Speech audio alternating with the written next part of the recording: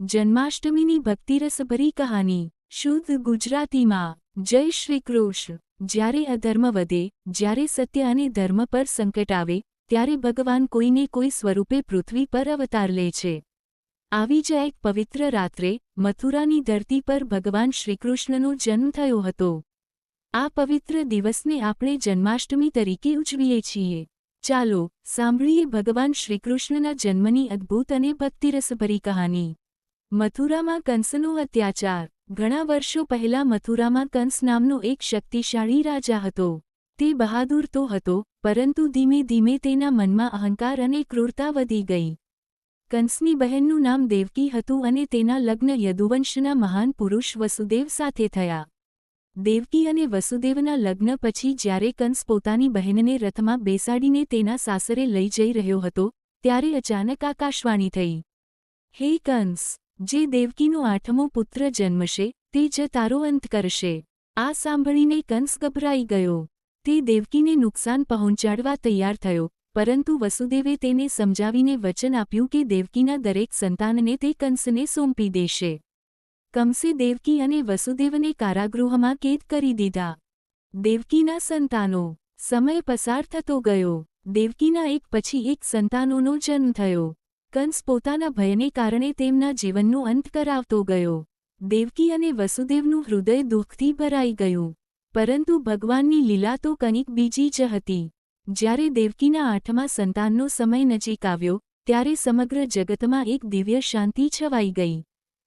શ્રીકૃષ્ણનો દિવ્ય જન્મ। ભાદરવા મહિનાની કૃષ્ણ પક્ષની અષ્ટમીની મધ્યરાત્રિ હતી। કારાગૃહમાં અચાનક દિવ્ય પ્રકાશ ફેલાયો। દેવકી અને વસુદેવની સામે ભગવાન શ્રીકૃષ્ણ પ્રગટ થયા। ભગવાને તેમને આશ્વાસન આપ્યું કે તેઓ અધર્મનો નાશ કરવા અને ધર્મની સ્થાપના કરવા પૃથ્વી પર આવ્યા છે। વસુદેવે ભગવાનને નંદબાબાના ગોકુળમાં લઈ જવાનો નિર્ણય કર્યો, પરંતુ બહાર ભારે વરસાદ અને યમુનામાં પૂર હતું। તેમ છતાં ભગવાનની કૃપાથી કારાગૃહના દ્વાર ખુલી ગયા અને રક્ષકો ગાઢ ઊંઘમાં સરી પડ્યા। વસુદેવે બાળક શ્રીકૃષ્ણને ટોપલીમાં રાખ્યા અને ગોકુળ તરફ નીકળી પડ્યા। યમુના પાર કરવાની અદ્ભુત ઘટના। વસુદેવ યમુનાના કિનારે પહોંચ્યા। યમુનાનું પાણી ખૂબ જ ઊંચું હતું। વસુદેવ ધીમે ધીમે આગળ વધવા લાગ્યા। કહેવાય છે કે શેષનાગે પોતાના ફણ ફેલાવીને શ્રીકૃષ્ણ અને વસુદેવને વરસાદથી રક્ષણ આપ્યું। ભગવાનની કૃપાથી વસુદેવ યમુના પાર કરીને ગોકુળ પહોંચ્યા। ત્યાં નંદબાબાના ઘરમાં યશોદામાતાને એક બાળકીનો જન્મ થયો હતો। વસુદેવે શ્રીકૃષ્ણને ત્યાં સુવડાવ્યા અને તે બાળકી સાથે પાછા મથુરાના કારાગૃહમાં આવી ગયા। કંસને મળ્યો સંદેશ। જ્યારે કંસને ખબર પડી કે દેવકીનું 8મું સંતાન જન્મ્યું છે, ત્યારે તે કારાગૃહમાં દોડી આવ્યો। તેણે બાળકીને હાથમાં ઉઠાવી, પરંતુ તે બાળકી સામાન્ય નહોતી, તે દિવ્ય શક્તિનું સ્વરૂપ હતી। કંસને સંદેશ મળ્યો, જે તારો અંત કરશે તે ગોકુળમાં જન્મી ચૂક્યો છે। કંસ ચિંતામાં પડી ગયો। બીજી તરફ ગોકુળમાં નંદબાબાના ઘરે આનંદ છવાઈ ગયો હતો। ગોકુળમાં દરેક તરફ એક જ વાત હતી, નંદ ઘેર આનંદ ભયો, જય કનૈયાલાલ કી। ગોકુળમાં બાળલીલા। ગોકુળમાં શ્રીકૃષ્ણ ધીમે ધીમે મોટા થવા લાગ્યા। તેમની બાળલીલાઓ સમગ્ર ગોકુળમાં પ્રસિદ્ધ થવા લાગી।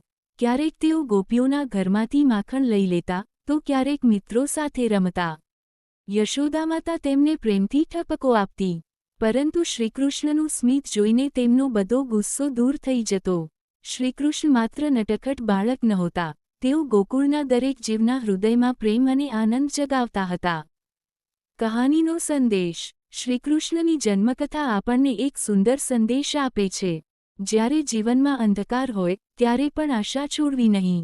જ્યારે મુશ્કેલીઓ આવે, ત્યારે ભગવાન પર વિશ્વાસ રાખવો। અહંકાર કેટલો પણ મોટો હોય, અંતે સત્ય અને ધર્મનો જ વિજય થાય છે। શ્રીકૃષ્ણનો જન્મ માત્ર એક ઐતિહાસિક ઘટના નથી, તે આપણા જીવનમાં પ્રેમ, સત્ય, કરુણા અને ધર્મનો પ્રકાશ પ્રગટાવવાનો સંદેશ છે। અંતિમ પ્રાર્થના। આ જન્માષ્ટમીના પાવન દિવસે આપણે ભગવાન શ્રીકૃષ્ણને પ્રાર્થના કરીએ, હે શ્રીકૃષ્ણ, અમારા મનમાંથી અહંકાર અને નકારાત્મકતા દૂર કરો। અમને સત્યના માર્ગે ચાલવાની શક્તિ આપો। અમારા જીવનમાં પ્રેમ, શાંતિ અને ભક્તિનો પ્રકાશ ભરો। બોલો જય શ્રી કૃષ્ણ। રાધે રાધે। આવા વિડિયો જોવા માટે અમારી ચેનલને લાઇક શેર ને સબસ્ક્રાઇબ કરો.